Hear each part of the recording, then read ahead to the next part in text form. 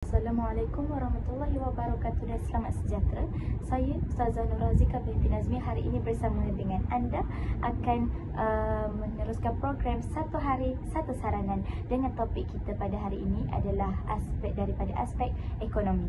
Baiklah, tajuk yang akan saya bentangkan pada hari ini adalah Al-Quran dan As-Sunnah sebagai panduan bagi sumber rezeki yang halal dalam aspek ekonomi. Baiklah, Al-Quran dan As-Sunnah merupakan kitab bagi orang Islam yang diturunkan oleh Allah Subhanahu Wa Taala kepada Nabi Muhammad sallallahu alaihi wasallam untuk disampaikan kepada umat-umatnya. Di dalam Al-Quran terdapat cara akidah, akhlak, hukum hakam serta kisah teladan yang dapat kita rujuk sebagai panduan sepanjang hayat. Seterusnya Al-Sunnah merupakan perbuatan, perkataan dan persetujuan bagi Nabi Muhammad sallallahu alaihi wasallam sebagai rujukan kita, iaitu manusia yang sering kali khilaf dalam kita punya perbuatan sendiri. Secara ringkasnya, Al-Quran dan As-Sunnah ni merupakan panduan dan rujukan bagi hidup kita sendiri, iaitu bagi semua umat Nabi Muhammad SAW pada zaman yang hampir dengan kiamat ini.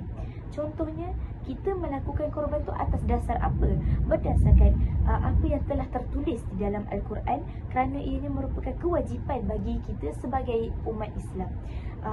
Kesan-kesannya, orang yang tidak berkemampuan ataupun kurang daripada pendapatan dalam ekonomi negara kita yang sekarang ni, mereka juga dapat merasa sesuatu yang lebih daripada yang mereka sentiasa dapatkan. Baiklah, seterusnya kita lanjut kepada topik kita yang ingin kita bincangkan pada hari ini, iaitu panduan bagi sumber rezeki yang halal dalam aspek ekonomi. Baiklah, sumber rezeki yang halal ni merupakan pendapatan yang kita sendiri peroleh atas usaha dan penat lelah diri sendiri tanpa melibatkan unsur rasuah, riba serta perkara yang haram. Baiklah, hal ini dikatakan demikian kerana sebarang unsur yang haram ianya akan menjadi darah daging yang mengalir dalam darah kita sendiri. Perkara ini akan membentuk siapa diri kita dan jati diri kita. Baiklah, seterusnya, jika pemakanan kita ini bermula daripada pemakanan yang halal, maka cara kita bercakap, berkelakuan serta berfikir akan menuju ke arah yang lebih positif. Manakala sumber rezeki yang haram ianya akan menuju ke arah yang sebaliknya, iaitu akan membentuk jati diri yang negatif serta mengundang masalah hati seperti dengki, riak, ujub dan sebagainya lah.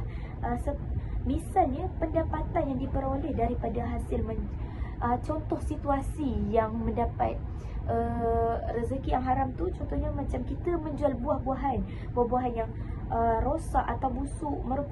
Jika kita dijual dan mendapat duit yang kita peroleh itu adalah sumber rezeki yang halal kerana tidak jujur atas perbuatan kita sendiri.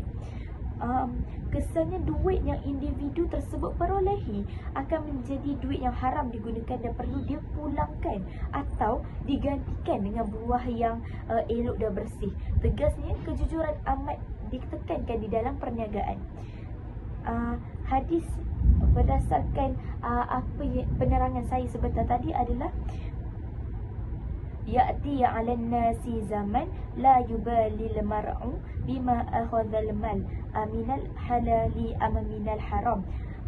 Daripada Abu Zar radhiyallahu anhu, Rasulullah sallallahu alaihi wasallam bersabda, sesungguhnya Allah Subhanahu wa taala suka melihat hamba-Nya berusaha dengan berpenat lelah mencari rezeki yang halal. Baiklah, penerangan daripada hadis ini adalah membicarakan tentang suruhan Allah Subhanahu Wa Taala kepada hamba-hambanya untuk mencari rezeki yang halal. Hal ini agar dapat melatih sifat berdikari di dalam diri seorang Muslim serta menjaga maruah diri dan agamanya. Tamsilnya, perbuatan meminta-minta kepada orang yang lebih dikenali sebagai mengemis dapat mencemarkan nama baik diri sendiri, secara tidak langsung mengotori agama Islam, mengotori kita punya nama agama sendiri. Sedangkan Islam itu merupakan agama yang mulia dan suci. Akibatnya, Islam akan dipandang enteng oleh agama lain serta maruah diri akan tercela yang menyebabkan kita ini dibenci masyarakat. Tegasnya, sebagai seorang Muslim yang beretika, kita perlulah menegaskan dan menerapkan di dalam diri sendiri untuk mencari rezeki berdasarkan titik perlu sendiri, atau lebih difahami sebagai usaha diri sendiri.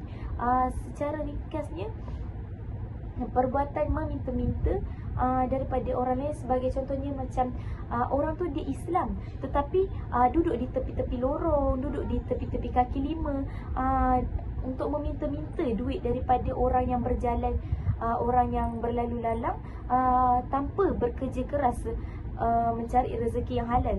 Sedangkan Allah telah kurniakan orang tersebut kaki dan tangan untuk berusaha mencari rezeki sendiri. Tidak perlu untuk mereka meminta-minta kepada orang lain. Itu akan menyebabkan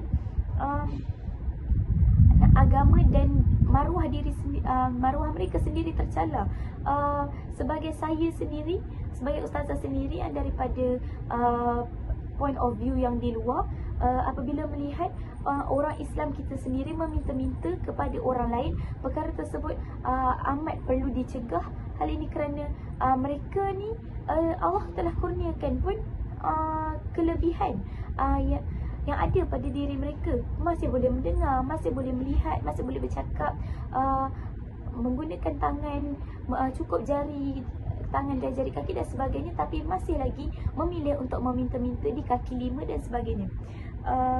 Hal ini sangat perlu dibentras secepat yang mungkin. Apa pentingnya mencari rezeki yang halal ini? Okey, baiklah, mari ustazah terangkan. Setiap individu wajib mencari rezeki yang halal agar mendapat keberkatan hidup daripada Allah Subhanahu Wa Taala dan dapat membentuk akhlak yang mulia. Seterusnya, rezeki yang halal ini dapat menjaminkan hati yang tenang dan memudahkan jalan kita untuk dikabulkan doa. Secara ringkasnya, apabila kita mencari rezeki yang halal dan makan rezeki daripada sumber-sumber yang halal, doa-doa kita secara tidak langsung Allah akan kabulkan dengan mudah. Secara ringkas macam dengan cepatlah, nak dibandingkan dengan orang-orang yang pernah makan daripada hasil sumber rezeki yang haram. Doa-doa mereka sering ditolak ataupun lebih boleh difahami tidak dimakbulkan. Baiklah, hal ini agar kita dapat memperoleh hidup yang tenang di dunia serta menjamin syurga di akhirat. Pada dasarnya memang orang yang makan daripada sumber rezeki yang halal akan ditempatkan di kalangan orang-orang yang beriman dan ditempatkan di dalam syurga Allah. Baiklah, secara tidak langsung juga dapat disenangi oleh masyarakat majmuk. Semestinya lah apabila kita berusaha sendiri tanpa meminta-minta ataupun mendapatkan rezeki daripada sumber yang halal, orang di sekeliling kita akan berasa tenang dan selesa dengan kita. Contohnya cara kita yang mencari rezeki yang halal dengan sikap yang sabar, jujur dan amanah akan mengundang rasa senang dan dicintai daripada orang lain kepada diri kita sendirilah. Baiklah, apa kesannya? Kesannya hidup kita akan lebih tenang dan harmoni kerana disenangi ramai orang yang secara tidak langsung dapat mengukuhkan ukhuwah sesama Islam. Secara tidak langsung orang di sekeliling kita juga ingin bersaudara dengan kita, ingin berkawan dengan kita kerana mereka tenang dan selesa dengan cara kita mencari rezeki dan sebagainya lah. Tegasnya, kita sebagai orang Islam yang mengejar syurga Allah perlulah memastikan rezeki yang kita perolehi adalah halal di sisi Allah lah. Baiklah, surah Al-Baqarah ayat 172. Ya ayyuhalladzina amanu kulu min thayyibati ma razaqnakum wa syakuru lillahi in kuntum iyyahu ta'budun. Maksudnya, wahai orang-orang yang beriman, makanlah daripada rezeki yang baik-baik yang kami kurniakan kepada kamu dan bersyukurlah kepada Allah jika benar kamu menyembahnya.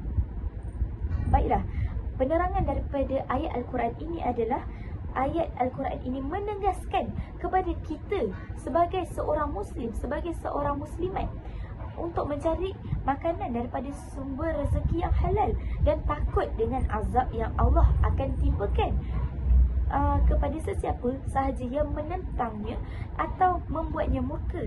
Hal ini kerana makanan yang datang daripada sumber yang haram amat dimurkai Allah Subhanahu Wa Taala. Ianya dapat meruntuhkan akidah, melemahkan iman serta merosakkan hati dan pemikiran. Contohnya, orang yang makan daripada sumber rezeki atau makanan yang datang daripada unsur judi akan lebih cenderung untuk memiliki masalah hati seperti dengki. Kesannya individu yang acap kali berprasangka buruk dan memandang rendah orang lain ini amat tidak disenangi masalah dan lebih cenderung untuk dipulaukan. Lebih ringkas kita katakan, orang-orang seperti ini tidak disenangi masyarakat, akan dipulaukan oleh masyarakat, akan dipandang enteng, akan dipulaukanlah, akan dibiarkan.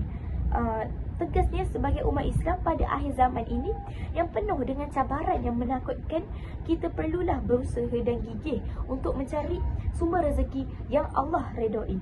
Baiklah, seterusnya, larangan sumber yang haram di dalam Al-Quran dan Al-Sunnah telah menegaskan kepada kita daripada mengambil rezeki daripada sumber yang haram.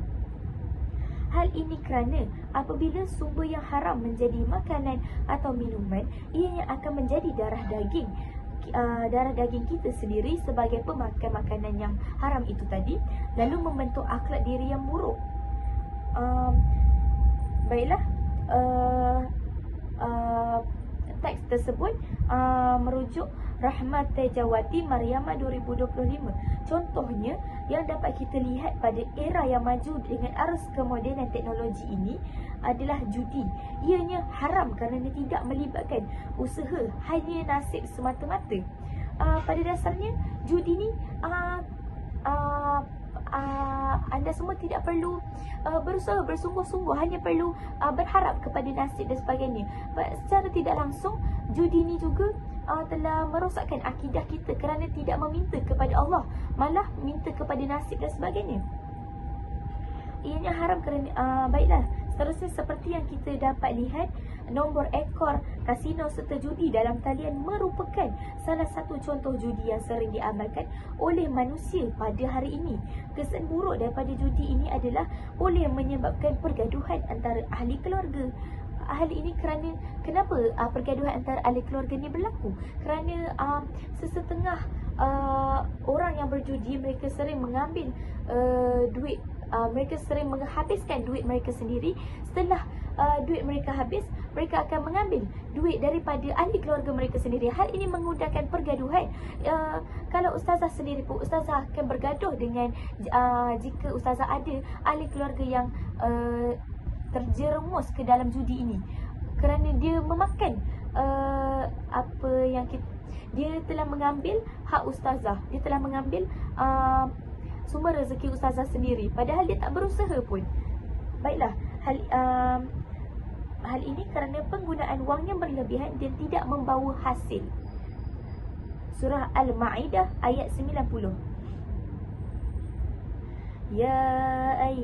يا أيها الذين آمنوا إنما الخمر والميسر والأنصاب والأزلام رجس من عمل الشيطان